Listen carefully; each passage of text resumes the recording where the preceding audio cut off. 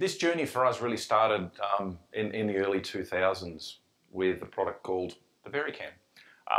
And it was a really revolutionary product for Panasonic. It was the first electronic camera that really thought it was a film camera. It had the feel and look and emotion and colour of a film camera. And it was the first camcorder that could overcrank. We could shoot at 60 frames, playback at 24. So this really was a start of a revolution quite a while ago. And it's been quite a journey since then. We're a little late to the party with the VariCam 35, but that's given us a lot of chance to learn along the way and not necessarily learn from others' mistakes, but just when you come in late, you've got that advantage. You've seen what's gone before. As Taka said, we had a few unique features in this camera. And that was, I guess, one of the reasons we may have been a little late to the party, because if you release a product, you don't want to do the same as what everyone else is doing. You want to make it slightly better. You want to give it a bit of a wow factor, a reason for people to purchase a camera. And we really think we've got four key features that really make the VariCam stand out: the dual recording, the dual native ISO, the modular design, and the in-camera color grading. So we've got the emotion side and we've got the action side, and the VariCam 35 and the VariCam HS. Two options for you. And as Taka said, so much of that came from user experience. I mean, look, we don't come up with the ideas, you come up with the ideas. You give us, can you do this? You push us and challenges, and the challenge was, yeah, film camera, I choose my stock. You choose your stock now too. Taka has promised that our Australian users will be consulted next time. So if there's anything you don't want in there, it's not our fault. Someone else's fault. So there's really, I guess, three key parts that came from Taka's sketchbook. Number one is obviously the sensor. Without a good sensor, it's not going to fly. We've been making sensors for a long time. We've got a very, very experienced, competent sensor manufacturing plant. And a lot of time and a lot of effort and a lot of money and a lot of user feedback has gone into this sensor. Workflow efficiency is an area we excelled in from day one with P2. The idea was just we wanted to carry that simple P2 workflow over into the VariCams, and we've achieved that to a point where when the VariCam 35 was released and there was a new codecs in there and new frame rates and things like that, there was support from day one in Resolve. We had good support to actually do something with the pictures that were coming out of it.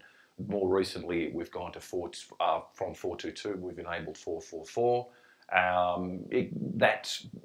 The guys are slowly catching up on that. Resolve will process it at the moment, but line skips and Baselight have a beta version that supports it okay, but within March they've both promised that we'll have full support for the 444, which is great.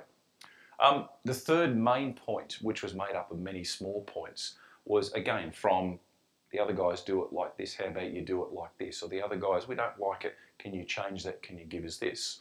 There's no perfect camera, but we've learned a lot from other people's experiences. In terms of the design, we've gone back to the 90s with the design. We've gone back to a dockable camera. So we have a common recorder and two camera heads. The VariCam HS, which is what we've got here, is the 2/3 inch B4.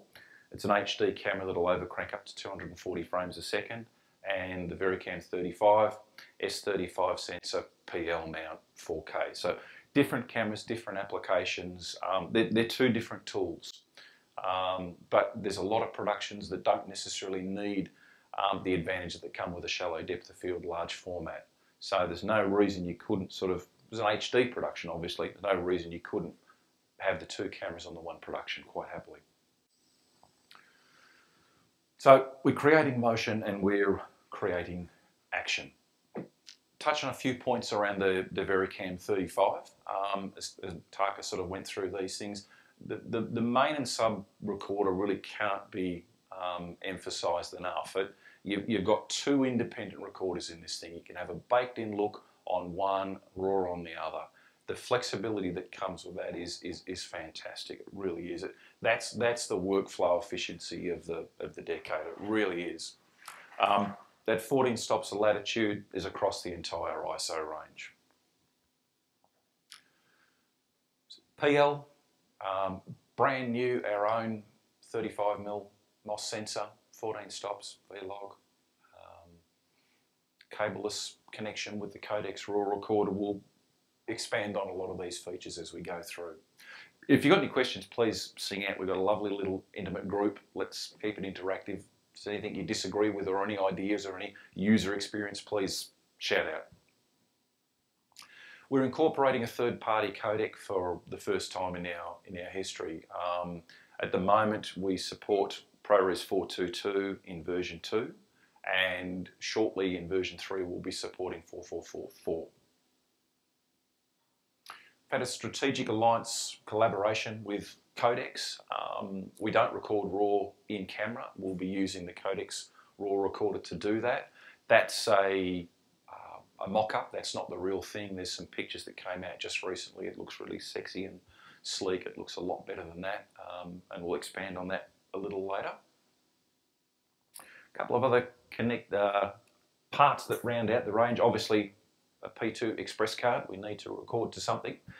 You can use the existing P2 cards in these cameras. On the HS, you can do up to 60 frames a second in HD, and on the 35, you can obviously record HD and 2K. So there's limitations on the current range of cards. So to go beyond that, we need the P2 Express cards.